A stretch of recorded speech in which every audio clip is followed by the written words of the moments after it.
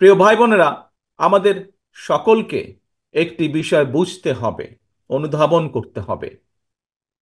আমি মনে করি সমাজের সকল মানুষ, বিশেষ করে যারা গণতন্ত্রে বিশ্বাস করেন, মানুষের অধিকারে বিশ্বাস করেন, তারা সকলেই বুঝতে সক্ষম বৈদেশিক বিনিয়োগ, আন্তর্জাতিক বিশ্বের আস্থা, আন্তর্জাতিক সম্পর্ক, রাষ্ট্রের স্থিতিশীলতা, ব্যবসা বাণিজ্যে স্বস্তি, জনগণের নিরাপত্তা, দেশ এবং জনগণের যে উন্নয়নের ধারাবাহিকতা, তৃণমূল পর্যায়ে জনগণের নিরাপত্তা, প্রাত্যহিক সুবিধা সবকিছুই কিন্তু দিতে পারে একমাত্র জনগণ দ্বারা নির্বাচিত একটি সরকার।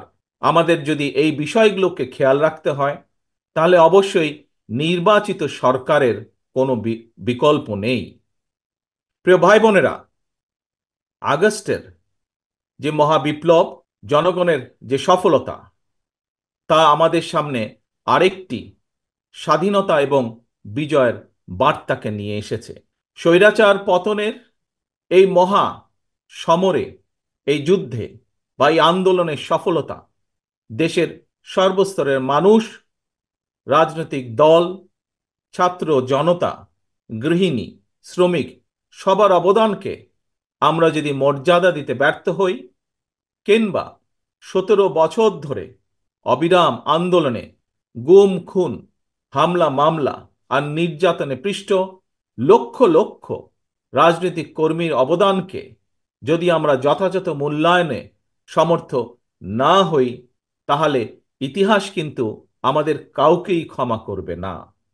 কাজেই এই বিষয়গুলো অবশ্যই আমাদের বিবেচনায় রাখতে হবে। প্রিয় ভাই বোনেরা, আজ আজ আসুন আমরা সকলে মিলে প্রতিজ্ঞাবদ্ধ হই। আজ আমরা সকলে মিলে শপথ গ্রহণ করি, গত 17 বছর এবং বিশেষ করে জুলাই এবং আগস্ট মাসে যে মানুষগুলো আত্মহতি দিয়েছেন, যে মানুষগুলো নিজেদের সবকিছু উজাড় করে এই দেশকে স্বৈরাচার মুক্ত করেছেন, আমাদের সকলের ভবিষ্যতের জন্য জীবন বাজি রেখে যারা যুদ্ধ করেছেন, তারা, তাদের এই আত্মত্যাগ সেদিনই সফল হবে।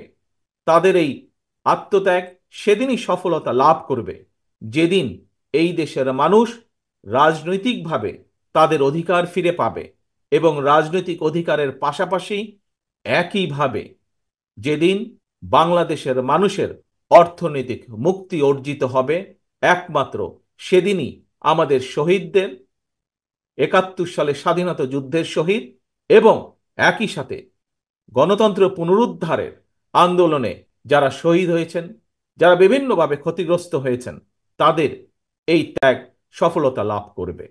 প্রিয় ভাই বোনেরা, আজ আমাদেরকে সেই প্রতিজ্ঞায় নিতে হবে, আজ আমাদেরকে সেই শপথই নিতে হবে। বাংলাদেশকে আজ ফিরিয়ে আনতে হবে একটি স্বাভাবিক পথে। বাংলাদেশের মানুষ যা প্রত্যাশা করে, দলমত নির্বিশেষে প্রতিটি মানুষ জীবনের যে নিরাপত্তা প্রত্যাশা করে, প্রতিটি শিশু, প্রতিটি ছাত্র ছাত্রী শিক্ষার যে নিরাপত্তা, শিক্ষার যে গ্যারান্টি চায়, আমাদেরকে প্রতিটি কৃষক তাদের কাজের যে স্বীকৃতি চায়, এই সকল কিছু পর্যায়ক্রমিকভাবে ধীরে ধীরে আমাদেরকে প্রতিষ্ঠিত করতে হবে।